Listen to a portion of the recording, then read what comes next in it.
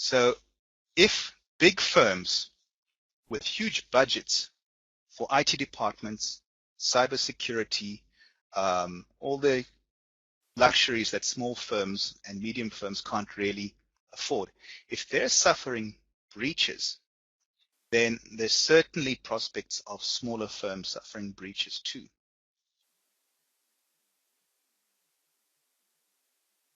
Let's look at another graph here. This reflects the general situation as far as cybercrime and attacks on law firms are concerned. You'll see from the first columns, that's just a repetition of the previous pie chart, 80% of large law firms. If we look at another statistic, this is taken from an information security breaches survey done in the UK. You'll see that about 75% of large firms, 75% of small businesses had a cybersecurity breach, whilst about 15% didn't. I don't know if the maths adds up, but those are the stats. So quite a lot of incidents you'll see in the US, in the UK. Then we come to South Africa, and you'll see, wow, it looks fabulous. 90% of South African businesses didn't have a cybersecurity breach last year, whilst 10% did. So either we're doing something very right, or we're not being told exactly what's going on. And the reality is that it's the second. We have no obligation in South Africa yet to report breaches of personal information, losses of personal information, and cybersecurity breaches. You will see that whilst POPI has been signed into law, it's not effective yet. But once it's effective, there's going to be an obligation on data processors, as will be called then, to report breaches. And I'm almost quite sure, in fact, that when we look at that graph again next time, it's going to be inverted. The red is going to be much higher and the blue much lower. So we have to get ready.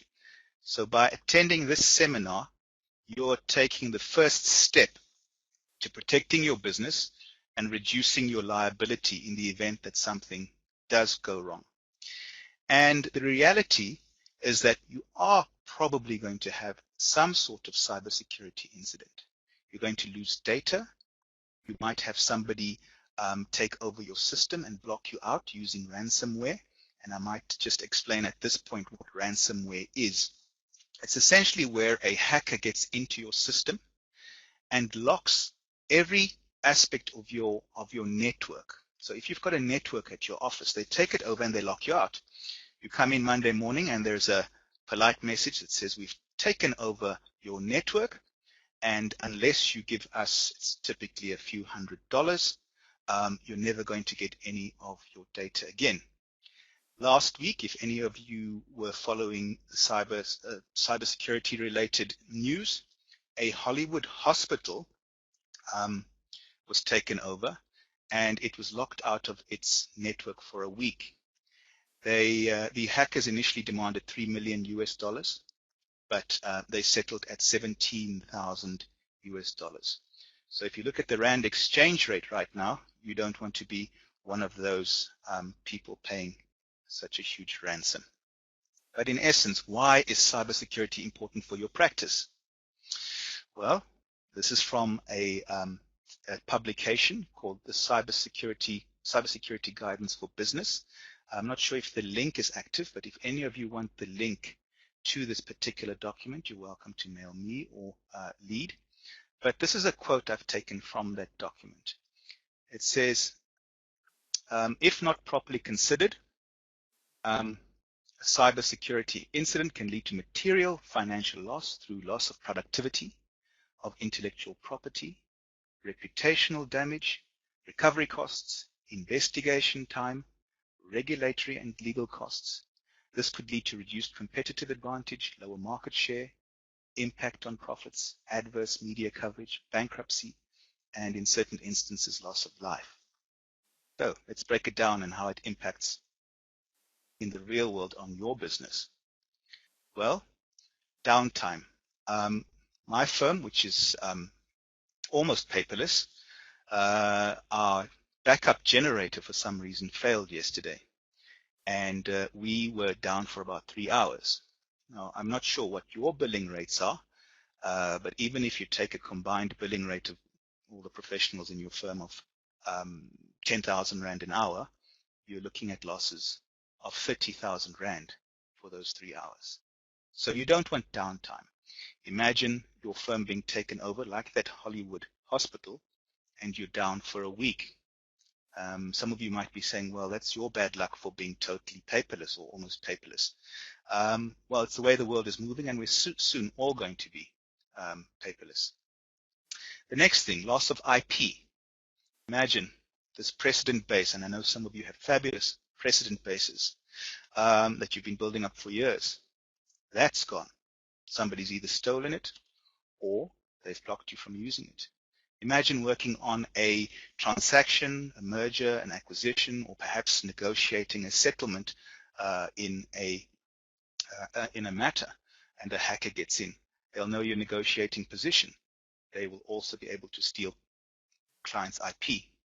You don't want to be the one on the receiving end of a lawsuit from your client for breaching your obligations of confidentiality, etc. Reputational. Can you see your law firm's name splashed on the front page of your local or national newspaper? Is that going to inspire confidence in your firm? I doubt it very much. Your reputation is going to take a major knock.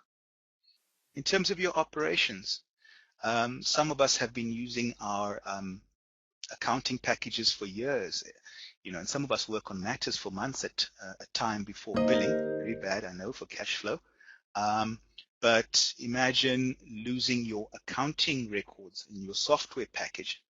That would be devastating because you've now got to reconstruct your time. What about the law society?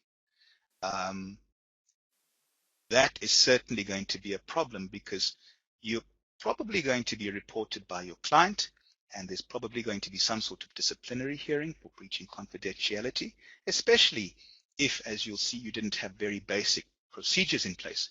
So, to avoid the law society, take some of the advice that you'll be hearing further down the line. The POPI regulator, also known as the information regulator. Very soon, you might have heard in the budget yesterday that funds have been allocated to the information regulator. This, of course, means that we're very close to them being set up because they're now going to have money to get premises, hire staff, get infrastructure in place. So once that happens, and if you're found to have breached POPI, because there are provisions in POPI that deal with security and holding information secure, you're going to be liable for a fine of up to 10 million and some time in Chuki if you've been really bad. Please feel free to pop any questions into the comments column as we go along. If I'm speaking too fast, let me know. If I'm speaking too low and boring you, let me know as well, and I'll try and do a little dance. Okay.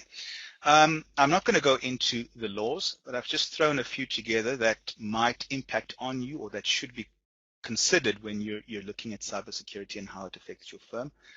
The Attorneys Act, because it deals with bringing the profession into disrepute, etc.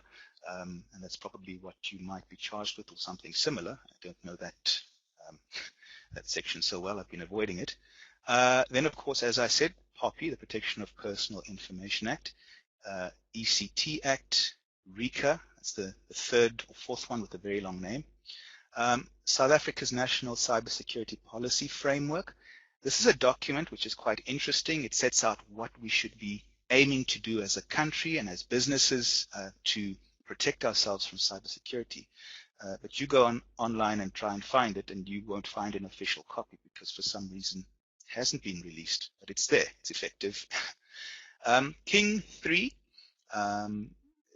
Chapter 5 of King deals with obligations as far as cybersecurity, information security, IT governance are concerned. A lot of reliance is placed on this by much bigger corporates, but it would be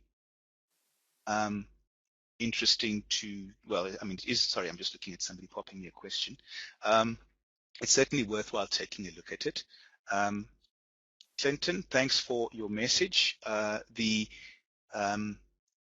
presentation is being recorded and you will be able to have access to it later. The last one, a very handy document that the Law Society has prepared. It was prepared in 2011, but most of the advice is still very practical and you can still use it. Take a look at that because that goes into quite a bit of detail about how you can avoid cybercrime, avoid it impacting on your practice.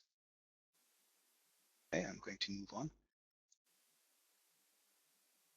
I promise this is going to be the most text that you see in the presentation. It's section 19 of POPI. Now, a lot of people say, well, what are we expected to do? What can we look at as a basic guide to protect our practice and to protect ourselves from breaches which would result in fines for the firm and other penalties, perhaps from the Law Society? Well, it gives some guidance.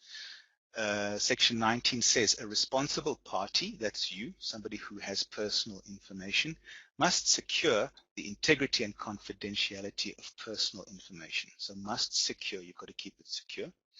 And then it says in its possession or under its control by taking appropriate, and this is very important given that you're probably not a big global law firm with a $200 million budget for IT. So it says you must take reasonable technical and organizational measures. So reasonable is the key word here. It wouldn't be reasonable to expect you to spend 200 million US dollars. It would be reasonable to expect you to at least have some antivirus on the sole laptop that you might have if you're a sole practitioner. And you're also obliged to prevent loss of or damage or unauthorized destruction to personal information. So if you lose something, you're in trouble as well. If you damage it or somebody else damages, as in the case of ransomware, then you're in a bit of trouble. Also, unlawful access to or processing of personal information. So you can't let anybody else get information that they're not entitled to. If we look at point 2, or section 2, so subsection 2, in order to give effect to subsection 1, the responsible party must take reasonable measures to identify all reasonably foreseeable internal and external risks. Okay, this is important as well. So you can't sit there and just ignore what's going on around you, developments in the industry, what's happening within your firm, or what's happening outside. You've got to take note of that and be aware of what is going on. If we look at 2B, you must establish and maintain appropriate safeguards. If your practice doesn't have burglar bars over the window and there's a likelihood of a burglary, you're not taking appropriate safeguards, are you? I see lots of points coming in. I will address them just after this slide. C, you've got to regularly verify that the safeguards are effectively implemented. Are your locks working? Is your alarm working? Are the burglar bars still secure? To use real-world examples. And you must ensure that your safeguards are continually updated. So if your burglar bars are outdated and they might need something newer, you've got to go ahead and do that. Subsection 3, the responsible party must have due regard to generally accepted information security practices and procedures. So if it's accepted to have antivirus, if it's accepted that your laptop must have a password, if it's accepted that you need to back up all your files if you have them electronically, then you should be doing that, because if you're not complying with generally accepted standards. Okay. Okay, I'm just going to quickly address some of the questions that have come in. Is the recording? There will be notes. Okay, great. Everybody's questions are very similar. Right. It's, you know, we hear so much about what we should be doing, but smaller organizations don't have the resources to bring in an Accenture or one of the big ICT related consultancies that can advise you on what you should be doing, and take you through the standards like ISO 27001. I can never remember whether it's 000 or 001. So it's difficult for smaller practices to go and spend money on those consultancies. So in my view, there are 5 basic steps you should take. You've got to make someone responsible for cybersecurity in your organization. You can't sit back. You've got to do a bit of reading and assess your risks and see where the risks are. Once you've assessed the risks, you've got to set up safeguards. What are those safeguards? Like I said, passwords. Or if you need to put burglar bars on your windows, you must do that. Then also select reliable and secure service providers. Now here's an example. JP Morgan, I don't know if any of you know, but last year, or it might have been the year before, JP Morgan has an IT cybersecurity budget of, or had, of 250 million US dollars. I don't know how many rands that is, like 50 trillion or something. But they had that, and believe it or not, they had a major and very embarrassing hack which has caused them reputational harm. They've been sued by their clients, and they've also had to pay regulatory fines for that breach.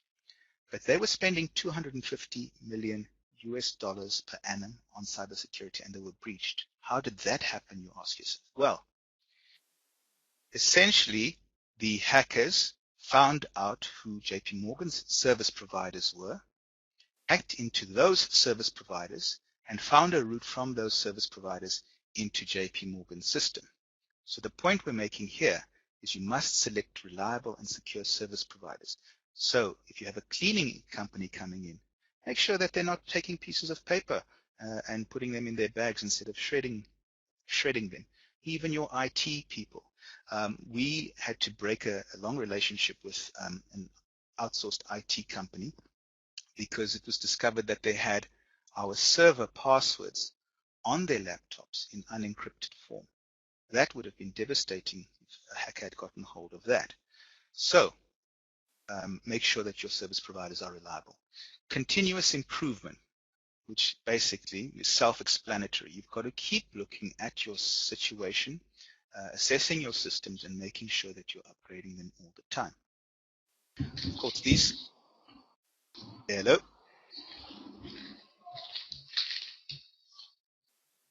Can you hear me? Okay. Of course, as you grow, these five steps won't be sufficient. And it's at that point that you're going to need to perhaps start getting external consultants and implementing standards like ISO 27001. There's another Canadian or North American system called Generally Accepted Privacy Principles. I can hear you speaking there. I'm glad you're saying nice things about me. Can you switch your mic off?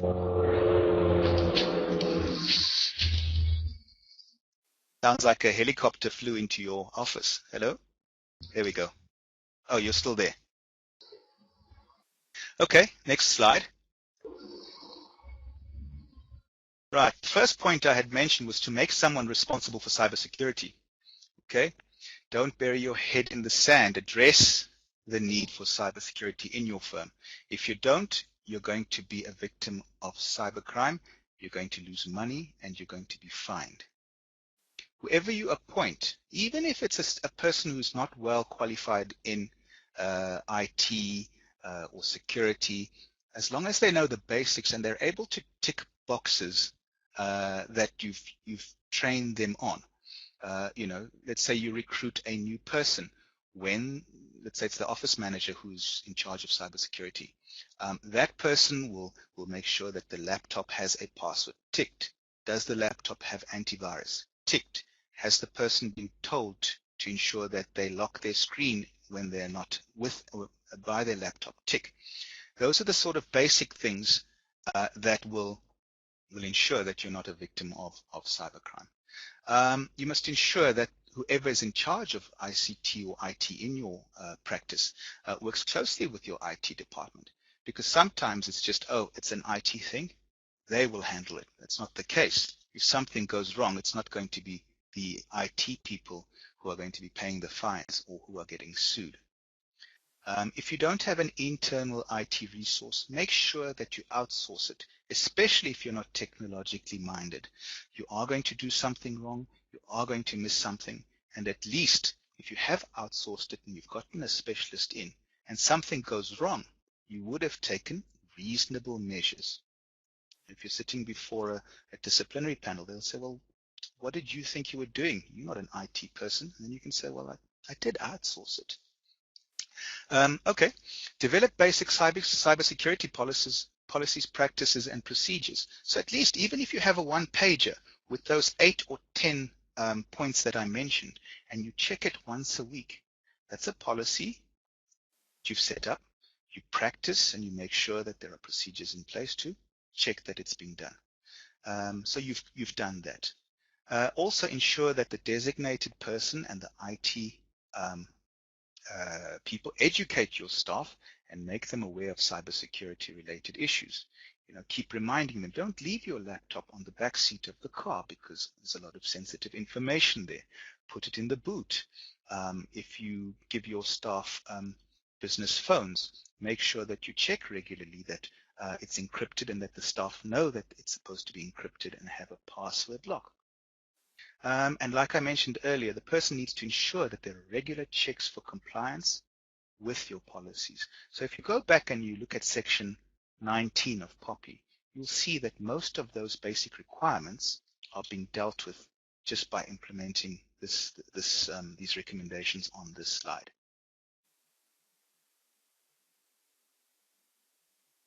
Okay. The next point, you've got a very bright person in place who's going to look after your firm's ICT needs. What next? Well, you've got to assess your risk. You've got to look at where the holes are, and you've got to try and fix them. So consider what's sensitive or confidential information do you hold? Is there a need to have a super secure system in place? Next, how is it held? Is it electronic or physical? If it's in electronic, you've got to look at whether your electronic system is secure and has reasonable protections in place. If it's physical, clearly you will lock your cabinet or you'll make sure that files are not left lying around and that they're always secure. Also, who has access to your information? My firm, for example, we have a tiny server room and only 3 people have access to that server. So we're quite sure that if something does go wrong or if something is nicked from the server room, then it's one of the 3 of us. So limit access. Another example is perhaps you do have a small server in your business and perhaps there are 6 or 8 people who have access to the files on your server. And please stop me if you don't know what a server is or if you don't know what a laptop is. But what you might then do if you have a server that everyone has access to is partition it, because it's quite easy to split a server and give people access to a small portion of it, and then the other portion has perhaps more sensitive files or information that you wouldn't want anyone to see. The benefit of that is that if one of the other people with restricted access makes a blunder or allows someone access to their laptop or is working remotely and somehow their computer is breached, then that hacker will only have access to that limited section of your server. So think of who you give access to and what the extent of it is. The 4th bullet point, take steps to evaluate reasonable internal and external threats. So think about your staff. What happens if you dismiss somebody? Have you put processes in place like some bigger firms do where there are restrictions on the transfer of files? Is it easy for somebody to transfer files from a computer to a thumb drive or to an external hard drive? So can an angry ex-employee do that? Recently, I spoke to the CIO, that's the Chief Information Officer of a listed company. He told me that they had to deal with an ex-employee who was retrenched and who wrote a virus that effectively had almost all their systems down for 3 days. I mean, they have millions of rands for IT budget, and it happened to them. But imagine what an angry employee can do to you. Friday afternoon before they leave, simply wipe your server clean. What about a negligent candidate attorney? They're at court discussing a matter, and they leave their laptop open without having locked it, and there's the full negotiating strategy that your client has agreed to. Candidate attorney also could lose a phone or lose files. A laptop. What is on? What information is on those pieces of equipment, and are you at risk? You've also got to assess whether cyber criminals are likely to target you. You might be representing a client who's working in a sensitive industry. Let's say you happen to represent the Department of Energy and you're the law firm that is perhaps assessing bids that are being received, that have been received for the nuclear power stations that are going to be built. I know it's a sensitive topic, but it's a great example. So I'm quite certain that competitors or other bidders would really like to know what you hold on your system, or what emails have been flying to and fro on your system. So consider, are you a target? And you don't think that because you might be doing transfers that are sort of very standard, that you're not going to be a target. People might want to know what your trust account details are and the like. Okay, so here's examples. There are 2 pie charts there. You'll see that in 2015, small organizations, 31% of small organizations had staff-related breaches. So that's staff stealing information, that is staff losing laptops, staff losing thumb drives, staff tweeting or posting sensitive information on LinkedIn or Twitter. You'll see on the other side that 38% of small organizations had external breaches. And this is where a hacker or somebody, I suppose they're all called hackers, breached their system and managed to get in and steal information from them.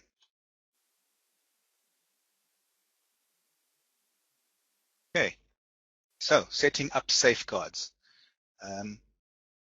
Like I said earlier, the essence of your cybersecurity program and to avoid becoming a victim of cybercrime is to take appropriate, reasonable, technical, and organizational measures. You don't have to go over the top. You know, if you think about Discovery Health versus the corner shop, they've got very different IT expectations as far as cybersecurity is concerned. Discovery would need to spend a load of money on security, whereas the corner shop would probably be expected to at least have some antivirus on their single computer and burglar bars on their windows. Okay, safeguards. I did touch on it earlier, physical controls, but like I mentioned, locking filing cabinets and rooms. It's a no-brainer, but you would need to do that so somebody can't access your computers or your servers or your files. Keys, limit them to those who need them. You're not going to give everyone keys. Your outsourced people, your IT people who come in once a week, there's no need for them to have keys. Yes, your regular staff, but third parties who come in on an ad hoc basis, excuse the legal term, they certainly don't need to have keys. Know where your computers, your tablets, your mobiles, and other equipment are. I've given you an example there. My firm, everybody has a tablet, and if it's firm issue, then it's linked to a particular type of software. We use a program which is antivirus, and it's also tracking software on our tablets that can tell us where a device is. It can take a picture of the person holding the device. It can let out a siren type of sound that will scare the living daylights out of you.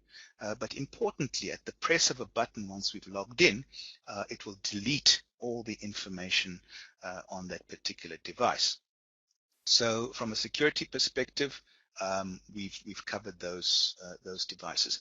I've put an example over on the slide of another piece of software you could use, which is actually free. If you have an Android phone, I'm sure most of you are Apple fanboys and fangirls, and you have those fabulous devices. But Apple has a similar sort of technology that can let you trace your device or delete what is on it. Simple question: do the alarms in your office work? If somebody wants to break in and steal your computers, are you going to be aware that this is happening? Safeguards, again, administrative controls. Do you do a background check on your staff when you hire them? It's a very easy, simple, straightforward, and reasonably cheap exercise that can save you loads of headaches in the long run. Do you train your staff on firm's procedures? I recently had to sort of revisit practices because we had taken on an associate and we had neglected to train that person on our firm's practices and procedures as far as security and ICT is concerned. And I couldn't blame that person because we hadn't told that person what was expected. For those who are working in a more risky situation, and for us, for me, risky is working out of the office, working remotely, whether it be at an airport or working at a client. There are greater risks as far as cybercrime is concerned. I'm sure many of you know that if you're in an airport, it's not really advisable to use their Wi-Fi unless it's one that you're absolutely sure about. There have been tricks where hackers have set up fake Wi-Fi hotspots, given them a legitimate name. People log in there, and then they're able to access all your passwords, login details, etc. So training staff, we regularly at our firm get phishing attacks. Now, for those of you who don't know, phishing, P-H-I, is where a hacker uses a high-level approach, if you can call it that, or trick, to try and convince you that they are legitimate in their approach and get you to do a particular action, whether it is sending them certain information or clicking on a link. Now, I've put an example of the type of email that we circulate amongst ourselves in our firm. You'll see that we've set out why we think that this is a particular phishing email.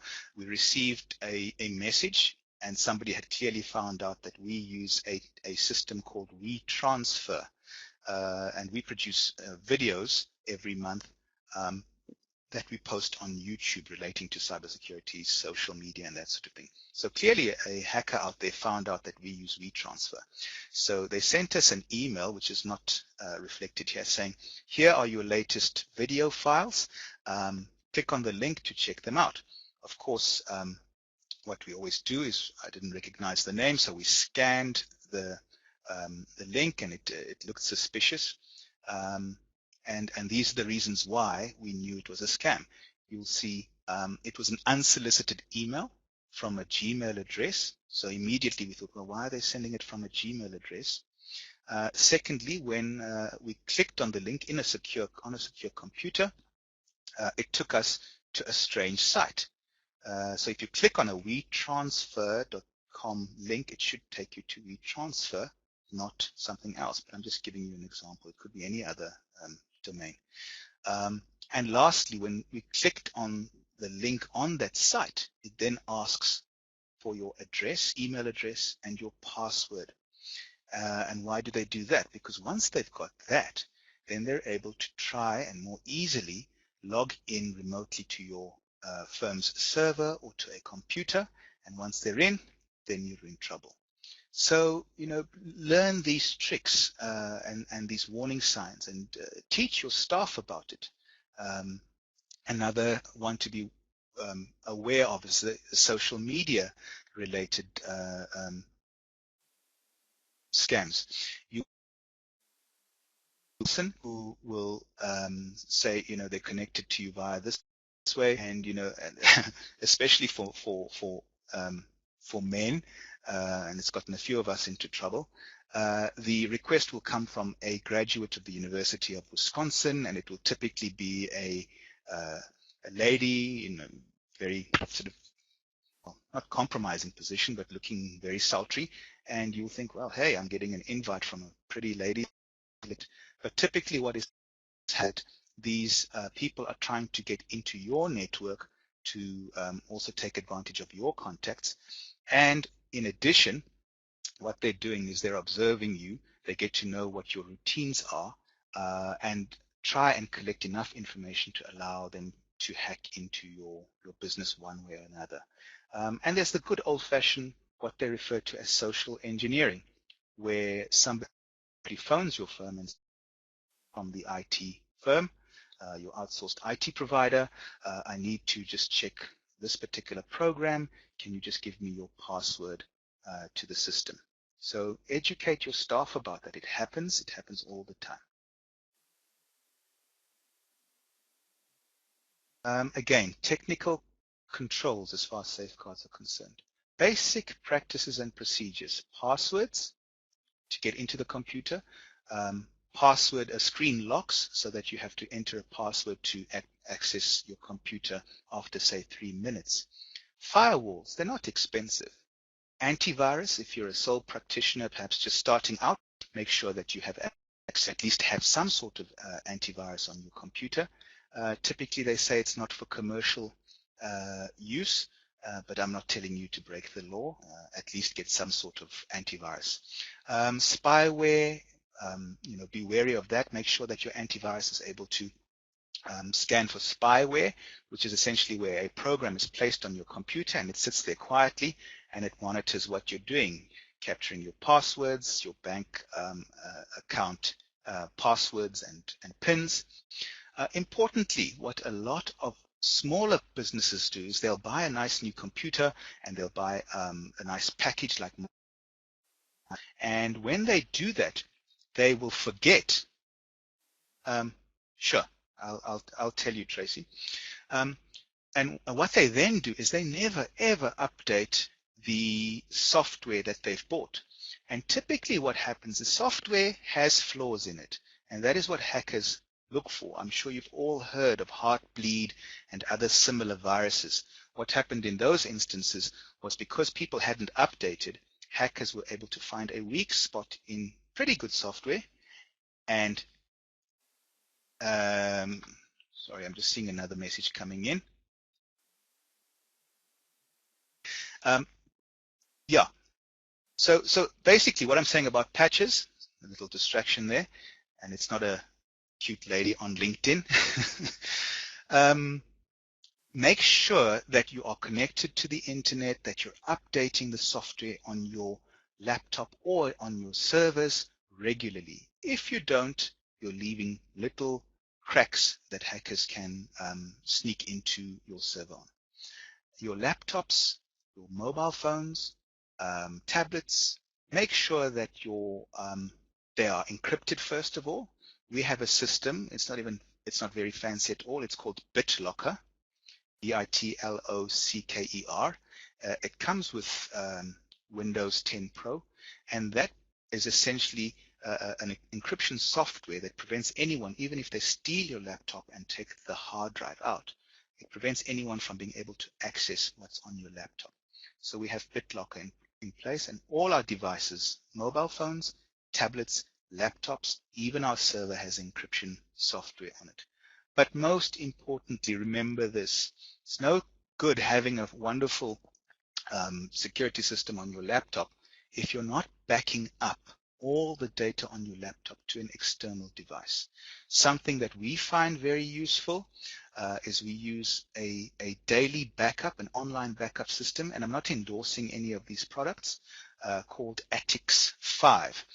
Every night at 7 o'clock, and I hope no hackers are listening, All the work that we've done during the course of the day is then sent and backed up to a remote location.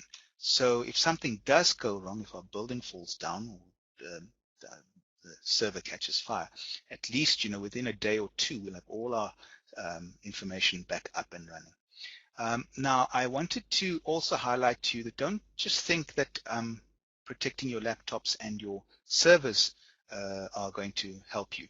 I've put a picture there, and I hope I've deleted all the information about this law firm. But I was interacting with a law firm and needed to get their details from their website. Typed in to Google, and the law firm website name popped up, as it does on Google. And when I clicked on the link to this law firm, reasonably prominent law firm in Johannesburg, immediately my antivirus prevented me from going any further.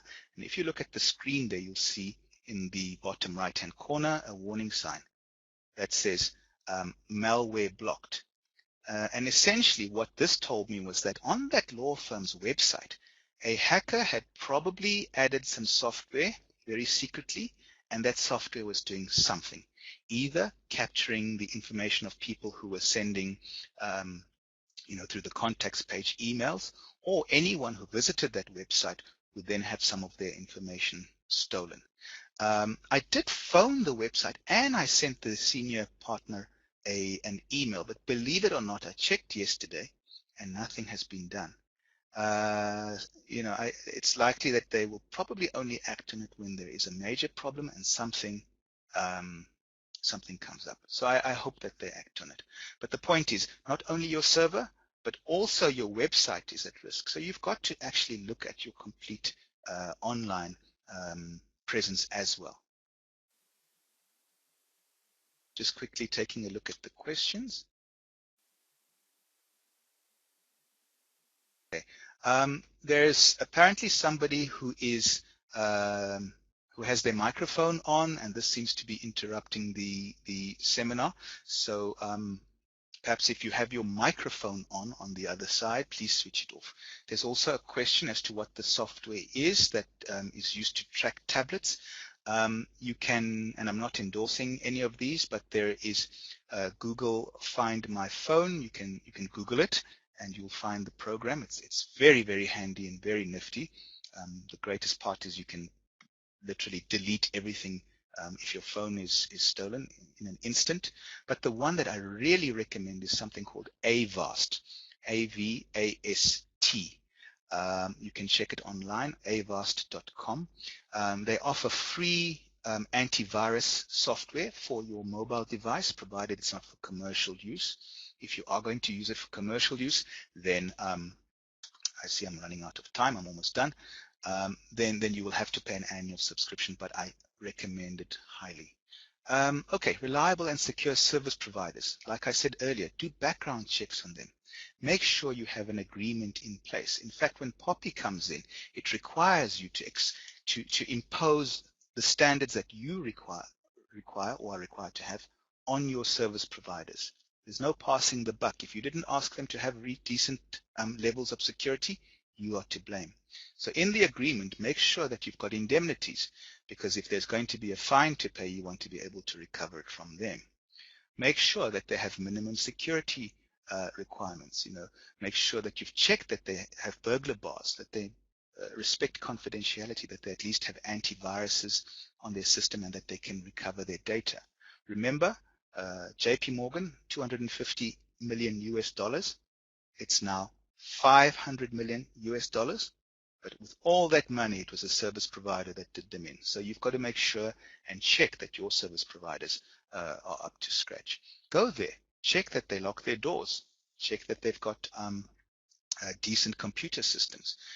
Like I said earlier, we partnered with the service provider because they were keeping very sensitive information of ours on unencrypted laptops.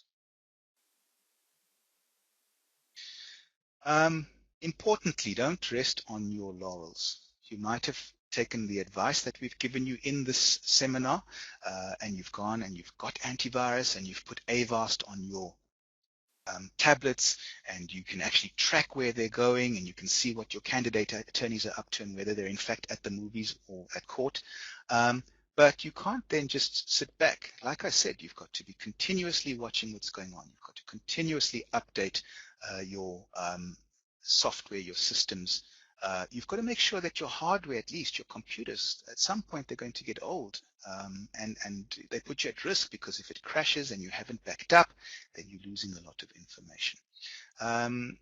There's so much to talk about on this particular issue, which I'm quite passionate about, but this is just a high-level view. You know, we can talk about social media risks for a morning, that on its own. We can talk about standards as far as IT security is concerned for a whole day.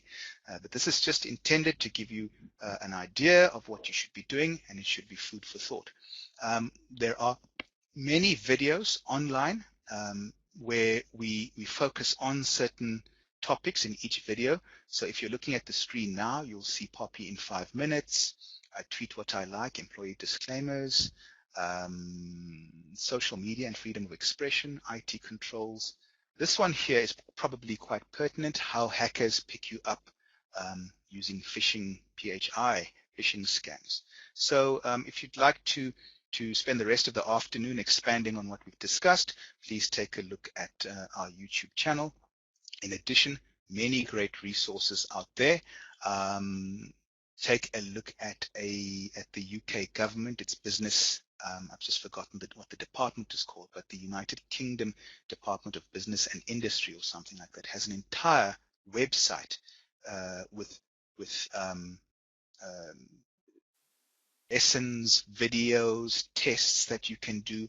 And there's also a website, I think it's called CyberSafe, or Cybersafe. And that's also an excellent, cybersafe.com, an excellent website to visit. If you'd like to know more about this particular topic, we tweet interesting tidbits every day. Follow us on Twitter at ppmattorneys. We're on Facebook as well.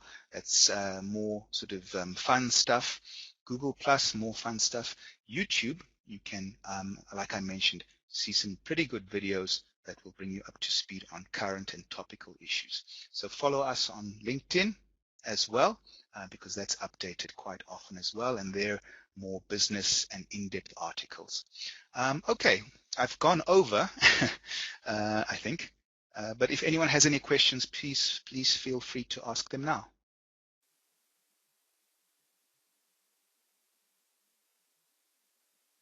You can type them on the comment section if you wish.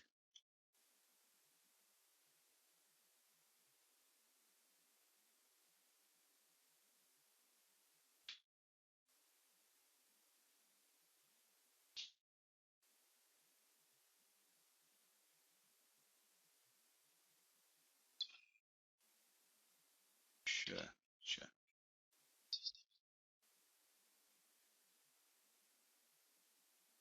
Sure. Okay, I'm just getting a lesson in some IT here.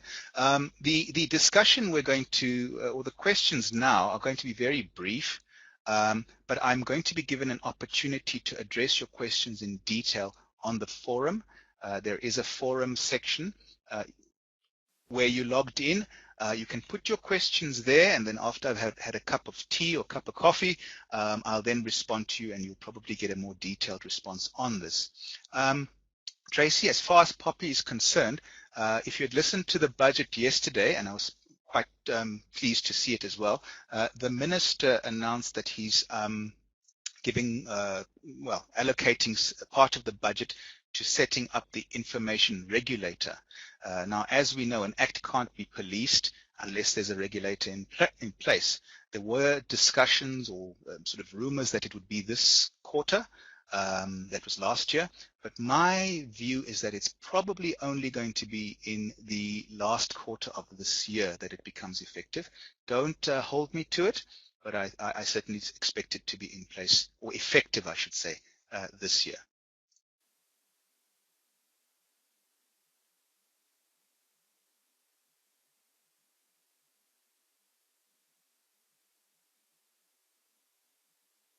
Okay, you're all welcome. Dylan, great question. Oh, sorry, Tracy. I know you missed the budget speech. I see that now. Go to LinkedIn. Look for me. I wrote an article that deals in detail with your question. You're welcome to send me an invite on LinkedIn, but if you do search for the article on Pulse, that is LinkedIn's magazine, you'll see what I wrote about the budget speech yesterday and the information regulator, whatever is going to happen going forward. Dylan, as far as cyber crimes and cybersecurity, I love this question. You know, there are so many disparate pieces of legislation, and what the cyber crimes and cybersecurity bill is going to do is it's going to bring them all into one great piece of legislation. I know it might have been the Freedom of Expression Institute or one of these other great NGOs. They took a lot of issue with the cyber crimes and cybersecurity bill, but I liked it. It's world class. But as far as law firms are concerned, what I do suggest you do is take a look at it, and you will see that it provides for forums, cyber security fast response forums. I can't remember the exact term, but each sector is going to have to set up a forum to make input and to share information on breaches and issues that affect the industry. So law firms certainly will be involved from that perspective. I think keep an eye on that.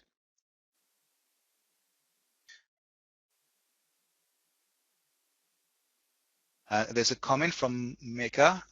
No, cybersecurity is not just for big law firms. In fact, small law firms are also going to be targeted.